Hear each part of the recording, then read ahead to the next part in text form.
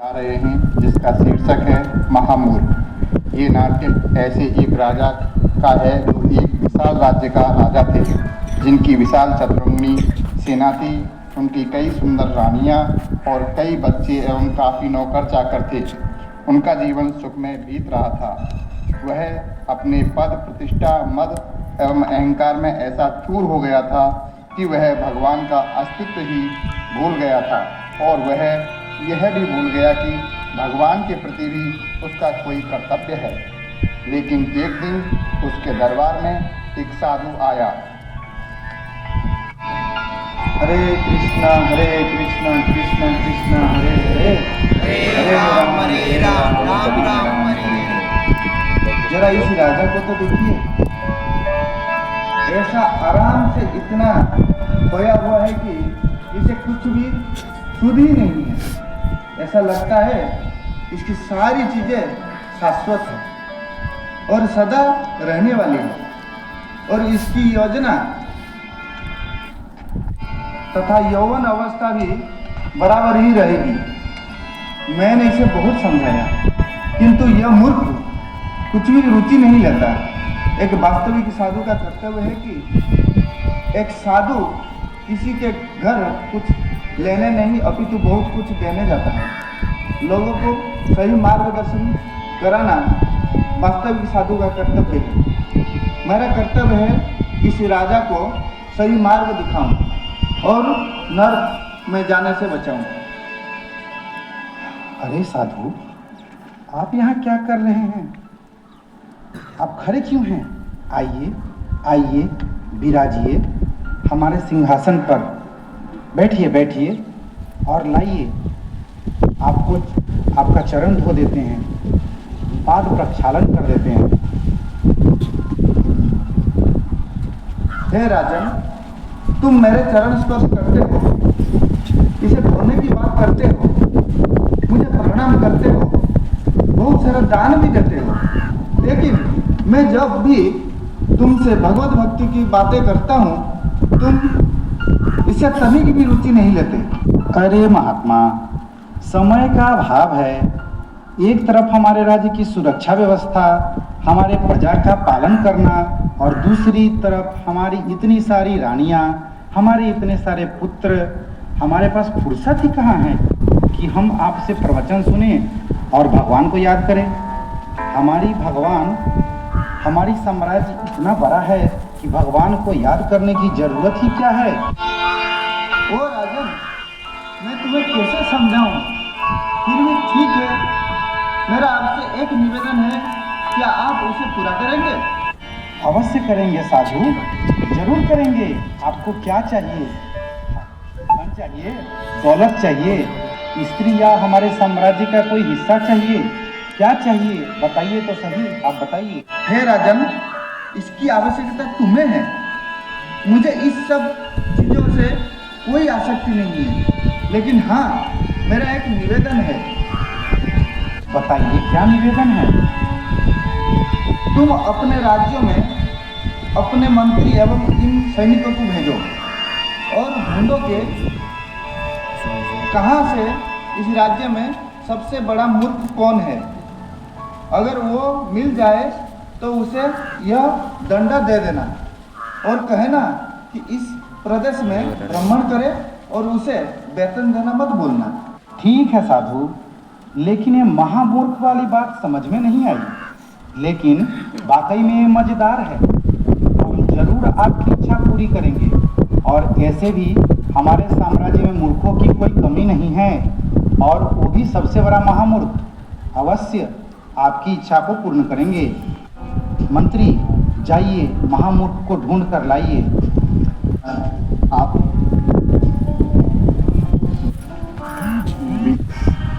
आज्ञा करें। हमारे राज्य में सबसे बड़ा मूर्ख यानी महामूर्ख हो, उसे पकड़कर दरबार में पेश किया जाए। अब जाइए। जो आज्ञा महाराज।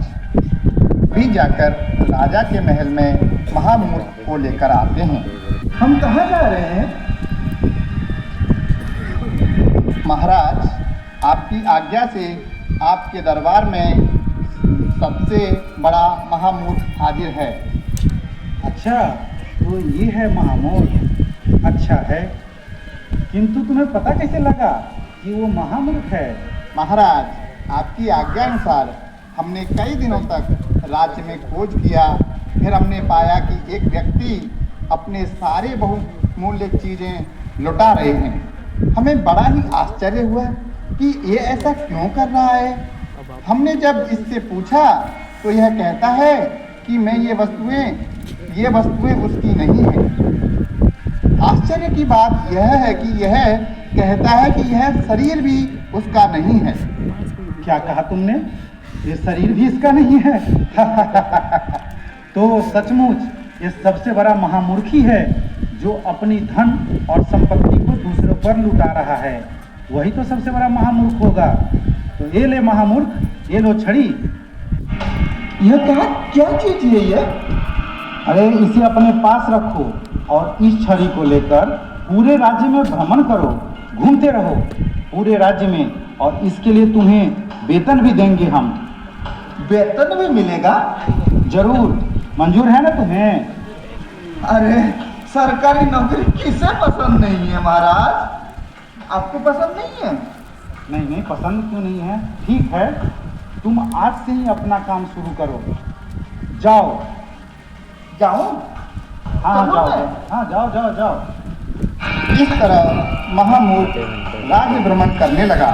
कई वर्ष बीत गए और अब राजा बूढ़ा हो चुका था। उसे लगा अब उसकी अंतिम सांसें चल रही हैं। उसकी पत्नियां, पुत्र, रिश्तेदार, सभी संबंधी मौजूद थे। उसकी आंखें नम थीं। उसे पता चल रहा था कि अब अंतिम समय नजदीक है।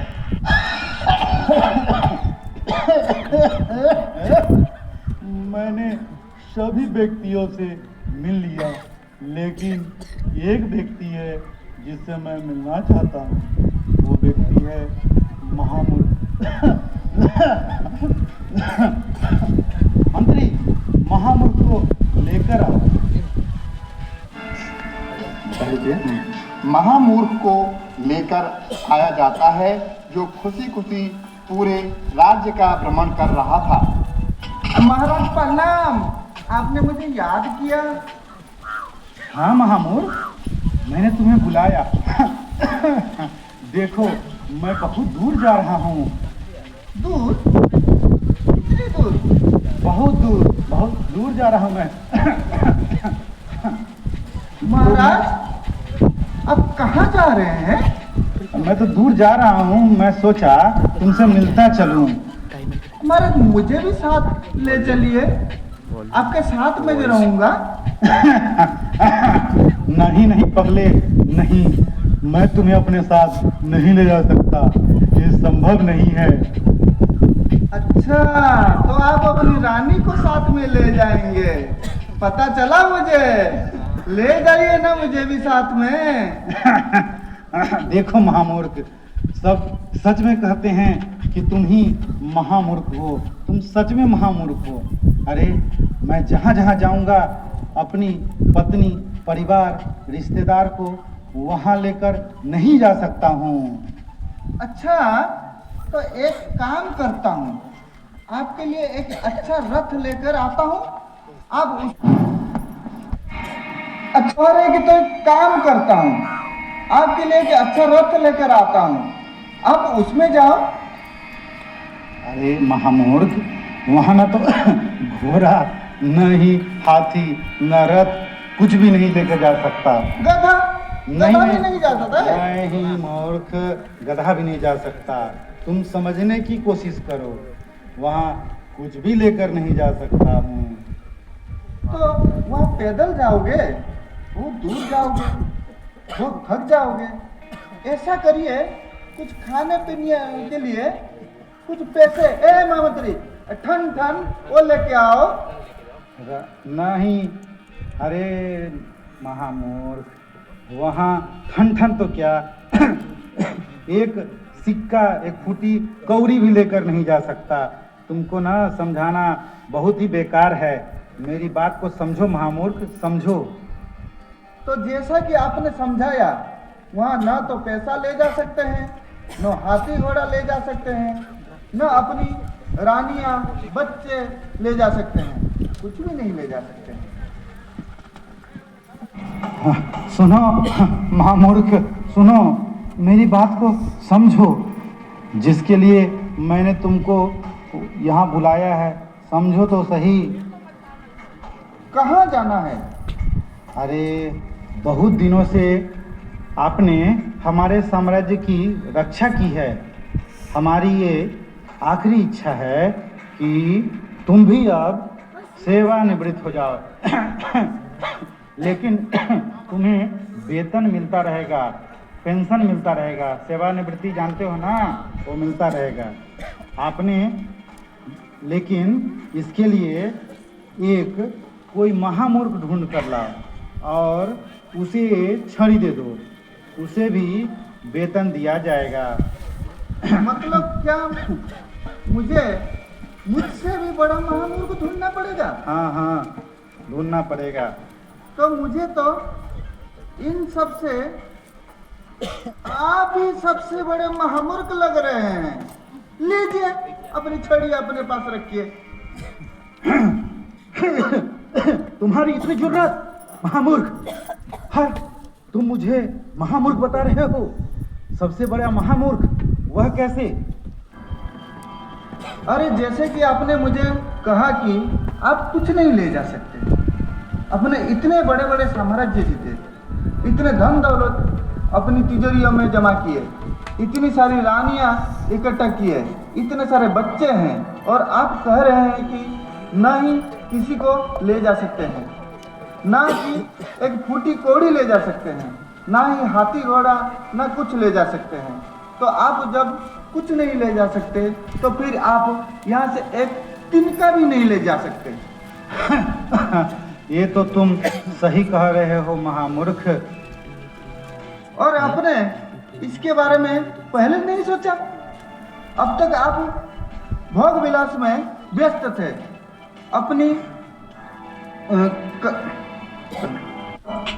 आपने कभी भगवान के बारे में भी नहीं सोचा, न ही सोचा कि बाद में आपका क्या होने वाला है, मृत्यु के बाद क्या होगा, आप कहाँ जाने वाले हैं, और भगवान ने आपको क्यों बनाया। नहीं, आप तो इतने मस्त थे कि आपको तो समय भी नहीं मिलता भगवान के बारे में सोचने के लिए। और ये जो सारे धन दौलत कह रहे हो आपके हैं, आप तो कुछ भी नहीं ले जा सकते हैं, फिर इसके लिए ये सब आपका कैसे हुआ? तुम महामूर्ख नहीं हो सकते। हाँ, सही में तुम महामूर्ख नहीं हो।